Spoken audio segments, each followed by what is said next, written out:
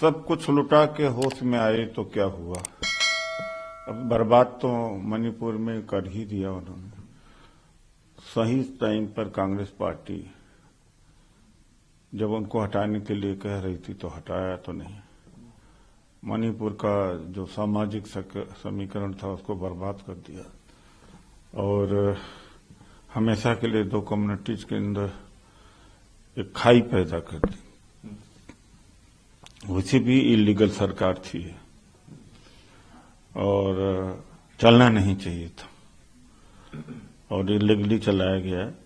तो बीरेन्द्र सिंह जो मणिपुर के मुख्यमंत्री थे, अब क्या बचा कि और कुछ बर्बाद करते। बर्बादी के बाद हटाने का कोई मतलब नहीं होता। एमएलए भी कई महीने से मांग कर रहे को हटाया जाए। पता नहीं क्या वेस्टेड इंटरेस्ट है अमित शाह जी का, मोदी जी का, को उनको बनाए रखा। लेकिन जब सारा सत्यानाश हो गया मणिपुर का तब इस्तीफा दिलवाया गया। इसका कोई मतलब तो अब रह नहीं गया।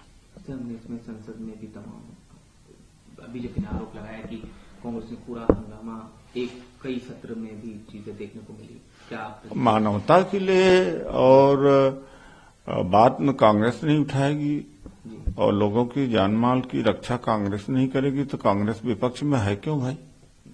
तो कांग्रेस तो उठाएगी। लगभग 60,000 लोग उस समय विस्थापित हो गए थे। किस तरह से लोगों को काटा गया, मारा गया है, बेघर हुए लोग। मिजोरम में जाकर के मनी और म्यांमार में जाकर रुके ठहरे। तो न उठाते तो क्या करते। तो फिर इसका मतलब कि अपना राजनीतिक दायित्व ही नहीं निभा पाते। तो हमने उठाया लेकिन हमारी बात को माना कहाँ था इन्होंने। सत्यानाश होते वहां तो आरएसएस एक्सपेरिमेंट कर रहा था तो एक्सपेरिमेंट पूरा खत्म हो गया। जब एक्सपेरिमेंट पूरा हो गया तो उनको हटा दिया। लेकिन इसको अब कैसे देखते हैं? क्या आपको लगता है इसके बाद कुछ हालातों में कुछ चीजें अब मेथी और कुकी के अंदर जो खाई इतनी बड़ी हो गई है उसको कौन इतने दिनों तो कम दिनों में कोई पाट नहीं सकता और इन्होंने खाई पाटना भी नहीं चाहते हैं। तो वहां पर लड़ाया ही इसी तरीके से।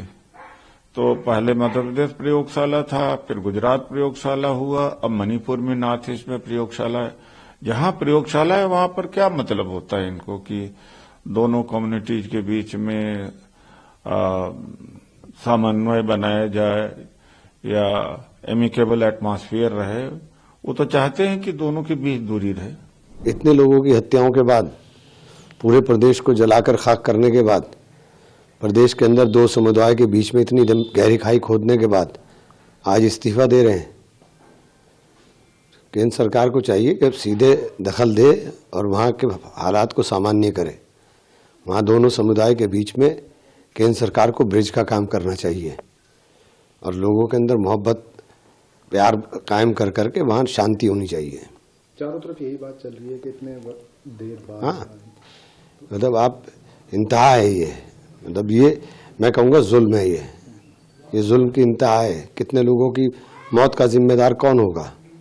इतने लोगों की मौत हुई है वहाँ पर और जो मौत हुई है वो तो हुई है।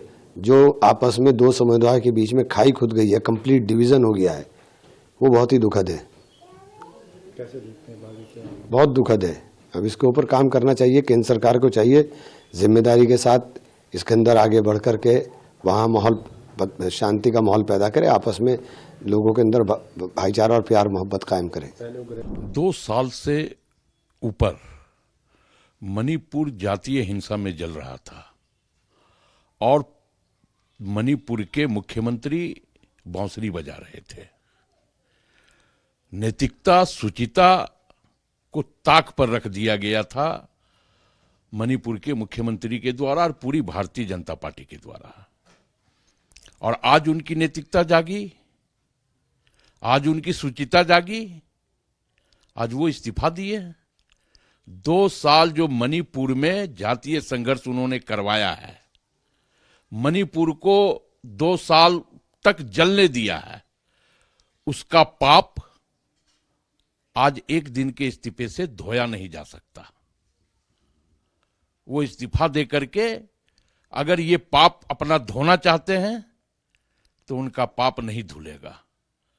मणिपुर करा रहा था, मणिपुर जल रहा था, उस वक्त उन्होंने इस्तीफा क्यों नहीं दिया? और आज वो इस्तीफा दे रहे हैं, ठीक है, लेकिन मैं तो ये कहूंगा कि देर ही आए दुरुस्त आए, अब मणिपुर जलने से बच जाएगा।